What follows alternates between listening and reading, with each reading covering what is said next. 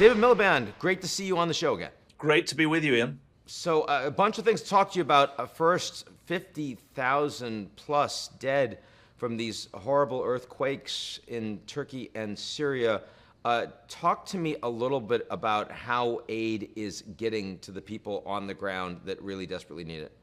Yeah, thanks for keeping some attention on this 3 weeks after the earthquake, because the great danger is that the world moves on. You said 50,000 dead. It must be at least double that. I think that must be a huge undercount, the 50,000 figure, because you'll have seen the pictures that the rubble is still there, and I'm afraid there are bodies still there. But obviously there are millions still alive, 4.5 million in the northwest of Syria under the control of armed opposition groups, opposition to the al-Assad regime in Damascus, and 15 million in the affected area across southwestern Turkey, part of an 80 million population of Turkey as a whole. How does aid get to those affected? Well, inside Turkey, it's pretty straightforward. It's within their own country. But in the northwest of Syria, it's much more difficult. We, the International Rescue Committee, my organization, has about 450 staff on the ground in the northwest of Syria. We tragically lost 2 colleagues in the earthquake itself. And they are still waiting for cross-line aid. And although there are 2 more cross-border points, we haven't really seen an increase in the aid flows. We haven't yet had the full monthly figures, but the latest data I saw says that it's still very tough to get aid across the border. And once it gets across the border, what sort of confidence do we have that the Assad regime will actually allow the aid to get to where it needs to go?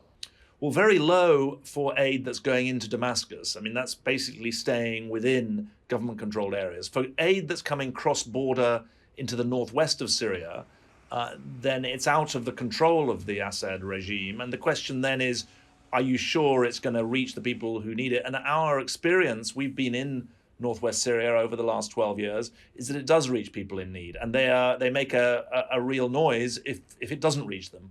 Our own tracking, but also our own client surveys show that what aid does come through does reach them. Obviously, some of the aid we give is cash support, which allows people to purchase in the open market. And there are commercial goods flowing across borders, but that doesn't really help you that much when it comes to medicines and some household appliances. So the humanitarian situation was in crisis before the earthquake. It's been doubled by it.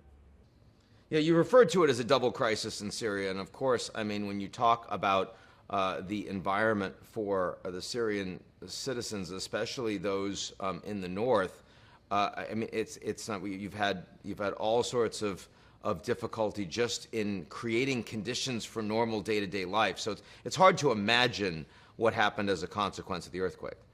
Yes, I mean, if you're on the precipice and there's an earthquake, you're off the precipice, and really, you're in the lap of the gods whether you survive. Frankly, survival is success for the next couple of weeks. It's still cold, so winterization is one of the major needs. There are enormous risks for some kids who've lost parents, obviously. There's the danger that the World Health Organization have warned of a secondary crisis to do with disease, not just untreated injuries from the earthquake, but cholera returning. There was a cholera outbreak in January in the northwest of Syria. So it's a dire situation, and you will know as well as I that the overall politics for northwestern Syria are as dire as the humanitarian situation. It was a conflict zone as recently as January, bombing raids from Russian and Syrian aircraft, shooting. 150 civilians were killed last year in border skirmishes. There's no UN process that's got leverage at the moment for the political situation. Russia, Iran, Syria, and Turkey is really in control of the politics. And if you live there, it's very hard for people to keep up any hope at all.